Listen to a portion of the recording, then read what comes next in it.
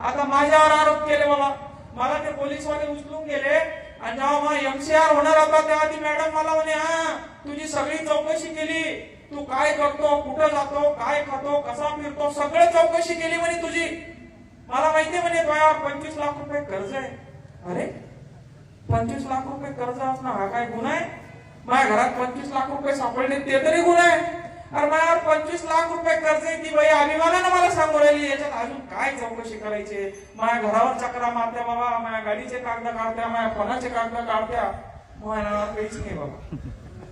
मी समाजासाठी नगाट माणूस आहे. अरे परिस्थिती आली त्यावेळेस नगाट होऊन व्यवस्थेच्या छताडावर पाय देणारा मी माणूस आहे.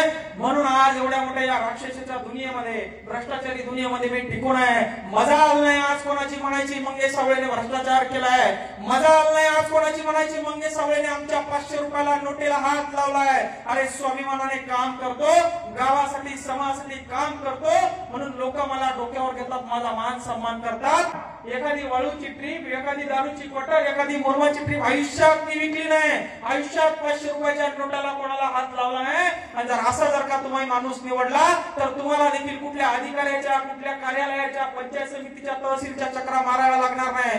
स्वाभिमानानं त्या सरपंचाचा कान पकडायचं आणि सांगायचं, भाऊ तो आमच्याकडे आलता, मतदान मागत होता, आता तुला आमचे काम करावं लागलं. आपण विचारतच नाही बाबा. जिल्हा परिषदला आपल्याकडे येतो, पाया पडतो, तुमचे रस्ते करून देईन, तुमच्या विहिरी करून देईन, तुमचे गाय गोठे करून देईन, तुमचे सगळे काम मी करन. आपण निवडून देतो, निवडून आला की 5 वर्ष त्याला विचारत नाही. पुन्हा निवडणुकीला आलो मग म्हणतो तू 5 वर्ष आलास ना. अरे दुसऱ्या दिवशी त्याला विचारायला पाहिजे माझ्या कामाचं काय झालं. मी जेलात गेलो बाबा, 7-8 दिवस मला तिकडं, 6 दिवस तिकडं दाबून ठेवलं. जेलातून सुटल्या बरोबर मी तिथं जिल्हा परिषद कार्यालयात गेलो आणि त्या मॅडमला सांगितलं माझ्या अंगणवाडीचं काय झालं, माझ्या सभागृहाचं काय झालं. आज माझ्या गावामध्ये एक जरी काम करायचं असलं बाबा, ऑन माईक रेकॉर्ड सांगतो मी, रेकॉर्डिंग उडली, मग विरोधक मी व्हिडिओकडे जातात म्हणतो मी मंगेश सावळेच्या गावचा आहे, त्याला लगेच काम करून घ्या. ही ताकद मी निर्माण केली बाबा, कामातून निर्माण केली. माझ्या गावात रस्ते नव्हते, मी आमदाराच्या पाया पडलो नाही, खासदाराच्या पाया पडलो नाही, गटारात जाऊन बसलो, एकदा नाही 3दा बसलो, रस्ते करून दिले बाबा.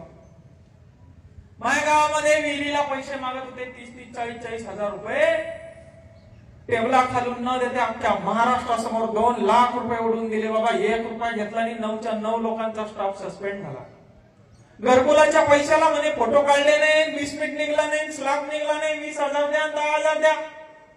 सीओच्या, कलेक्टरच्या, बीडीओच्या नावानं भीक मागितली बाबा. त्या अंगणवाडीच्या ताईकडून पैसे जमा केले 10,000 रुपये, कटोर भरून त्याला नेऊन दिले. दुसऱ्या दिवशी सीओ गावात आला आणि सगळ्या घरकुलाचे पैसे टाकून दिले. ही ताकद आहे, ही आंदोलनाची ताकद आहे, नव्हे तर स्वाभिमानाची ताकद आहे. एखादा स्वाभिमानी माणूस निवडला की नक्कीच तुमचे काम होतात. तुम्हाला पैसे मागायची गरज नाही, तुम्हाला पैसे द्यायची गरज नाही, फक्त तुम्ही आता पैसे घेऊ नका. आता तरुण पोरांच्या हातात सत्ता द्या. एखादा तरुण पोरगा डॅबऱ्यामध्ये बसायला तुमच्यासाठी तयार आहे, भीक मागायला तुमच्यासाठी तयार आहे, रस्त्यावर उतरायला, आंदोलन करायला, व्यवस्थेच्या छताडावर पाय द्यायला तयार आहे, अशा माणसाच्या हातात सत्ता द्या. आज तुमचं आयुष्य सुधारलं नसेल, पण उद्याची येणारी पिढी तुमची सुधरेल. उद्या तुमच्या लेकरांना योग्य आरोग्य, योग्य शिक्षण मिळेल. मायबापांनो तुमचा देखील बदल होईल. अरे माझ्या गावामध्ये ते आग्रह नव्हतं, संडास बाथरूम नव्हतं. मी कलेक्टरला म्हणलो मी कलेक्टर ऑफिस जवळ येऊन संडासाला बसणार आहे. 3-3 संडास बाथरूम माझ्या गावात. ही काम करण्याची पद्धत आहे. कुठल्याही आमदारानं मला निधी दिला नाही, कुठल्याही खासदारानं मला निधी दिला नाही. कहून देईन बाबा ते, मी डायरेक्ट लोकसभाच लढू राहिलो, आमदारकीच लढू राहिलो. ते म्हणते याला मोठा करून काय फायदा आहे. काही लोकांचे चेहरे असे पडून जाते बाबा मी गावात आल्यावर. काही खुश होते बिचारे. मागच्या वेळेस आलतो ते एका बाबाच्या खिशात मला फोटो होता, चॅनल तू सांग म्हणे भाऊ मी मंगेश भाऊचं लय मानतो म्हणे, भाऊला फॅन आहे म्हणे मी भाऊचा. गावामध्ये या ठिकाणी मान सन्मान सत्कार. बरं हा मान सन्मान सत्कार कशाचा आहे दादा? योग्य काम करण्याचा. पैसे नाही द्यायचे लोकांना, लोकांकडनं पैसे देखील घ्यायचे नाही, फक्त लोकांचं काम करून द्यायचंय. त्यासाठी सरकार तुम्हाला पद देते, त्यासाठी सरकार तुम्हाला मानधन देते आणि ते काम तुम्हाला फक्त करायचे. आता तुम्ही एखाद्याचं काम घेऊन गेले, बीडीओ कडे गेले, तहसीलदाराकडे गेले किंवा एसडीएम कडे गेले. एसडीएम तुम्हाला, बीडीओ तुम्हाला, तलाठी, तहसीलदार डायरेक्ट पैसे तुम्हाला मागत नाही. एखादा तलाठी राहतो बाबा, तलाठी माहिती आहे गावात तलाठी येतात, तलाट्याकडे व्यवस्थित लक्ष ठेवा तुम्ही. 50-60 लोक त्या तलाकडे कागद घेऊन येतात, तलाठी जागेवर कधीच काम करत नाही. काय म्हणतं ते म्हणतं भाऊ सिस्टम खराब आहे, नेट नाही, पेन ड्राईव्ह राहिला, कॉम्प्युटर खराब आहे, उद्या तालुक्याला या, उद्या देतो. आणि उद्या त्याचा फोनच बंद राहतो बाबा, 8 दिवस फोन बंद राहतो. ते परेशान होऊन जातात शेतकरी. ते म्हणतात नेमका प्रॉब्लेम काय? मग एक पिद्धू ठेवला राहतो त्याला.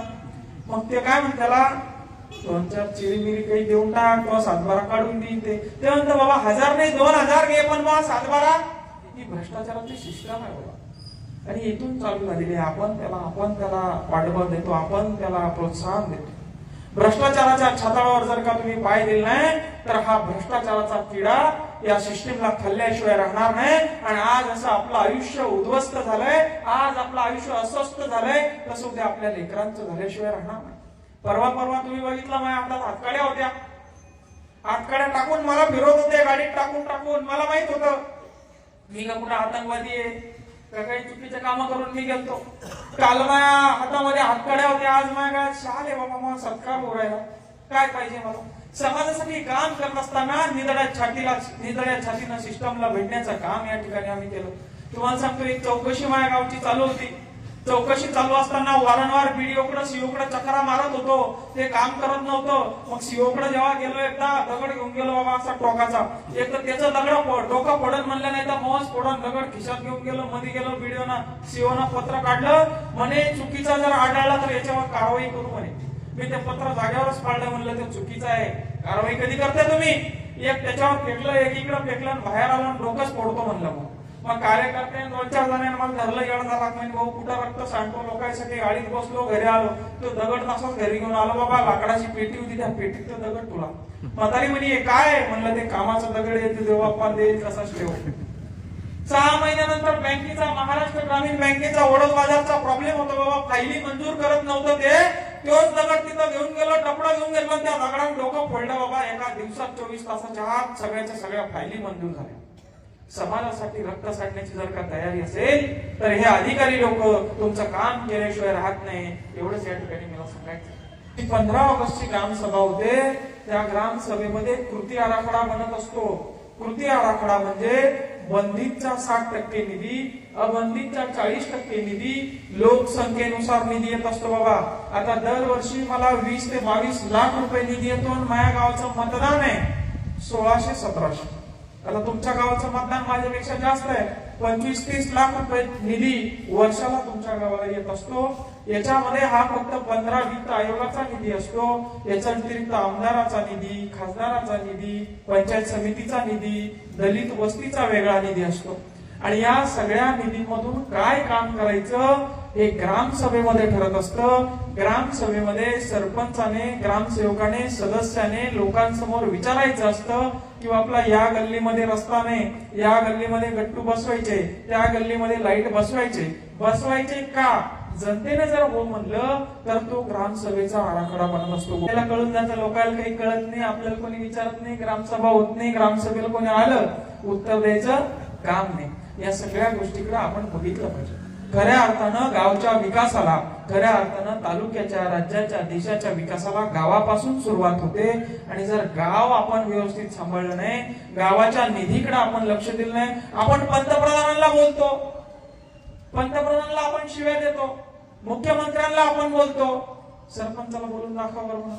म्हणून सगळ्यांनी संघटित झालं पाहिजे, तरुणांनी एकत्र आलं पाहिजे की आपण आपल्या ग्रामपंचायत मध्ये तरुणांना संधी दिली पाहिजे. मला आपला भाऊ डॉक्टर झाला, बोगस डिग्री घेतली, MBBS झाला, आपण पूर्ण गावामध्ये पेढे वाटले बाबा, नातेवाईकांना सांगितलं, आपण डफडा वाजून त्याचा सत्कार केला, पण त्याची डिग्री बोगस आहे हे फक्त आपल्यालाच माहिती आहे बरोबर. पण जेव्हा आपल्या लेकराचं दुखतं आपण त्याच्याकडे त्याला घेऊन जाऊ का बाबा? आपल्या लेकराचं एखादं हृदयाचं लिव्हरचं ऑपरेशन आहे आणि तो डिग्रीवाला बोगस डॉक्टर आहे, तो पण मोठ्या दवाखान्यात बसले पण त्याची डिग्री बोगस आहे ना, तेव्हा आपण नेऊ का? हे सरपंचाचं बी तसंच असतं. जरी जवळचा असला, कुटातला असला, भाऊबंद असला, अण्णा, नाना, दादा, काका असला, जर तो बोगस असला तर तो आपल्या लेकरांचं आयुष्य, आपल्या लेकरांचं भविष्य खात असतो. म्हणून माणूस निवडताना असा निवडा जो लोकांसाठी, सर्व समाजासाठी काम करेल. आणि तुम्हाला मी माझं कौतुक सांगण्यासाठी या ठिकाणी आलेलो नाही, मी फक्त एवढं सांगण्यासाठी आलेलो बाबा, तरुणांच्या हातामध्ये सत्ता द्या. कुठलाही नेता, कुठलाही आमदार, कुठलाही खासदार तुमचं आयुष्य भविष्य बदलू शकत नाही. तुमच्या लेकरानं घेतलेलं शिक्षण तुमचं आयुष्य बदलू शकतं. तुमच्या लेकरानं घेतलेलं शिक्षण तुमच्या पिढ्या बदलण्याची ताकद ठेवते. म्हणून जर का चांगलं शिक्षण पाहिजे असेल, चांगलं आरोग्य पाहिजे असेल, चांगल्या व्यवस्था पाहिजे असेल, तर सुशिक्षित पोरांच्या हातात सत्ता द्या. भावकीतला दादा, नाना, काका, भाऊ बोगस डॉक्टर बघू नका. उद्या तोच तुमचा केसानं गळा कापल्याशिवाय राहणार नाही. तुमच्यासाठी डबऱ्यात बसणारा, तुमच्यासाठी अंगावर केसेस घेणारा, तुमच्यासाठी अर्ध्या रात्री उभा राहणारा माणूस असतोच प्रत्येक गावात. आपण संधी देत नाही. तरुणांना मी एक सांगतो, हे लोक हे घाट का पाणी टोपीवाले जे बसले ना, हे लय हुशार असतात. त्यांना सगळं कळतं. तुम्ही जर खरंच प्रामाणिक असेल, तुमच्या काळजामध्ये हृदयामध्ये खरंच समाजसेवा करण्याची इच्छा असेल, तर ते बघतात. त्यांची ती नजर आहे, त्यांना ते कळतं. आणि ग्रामपंचायतसाठी उभं राहा.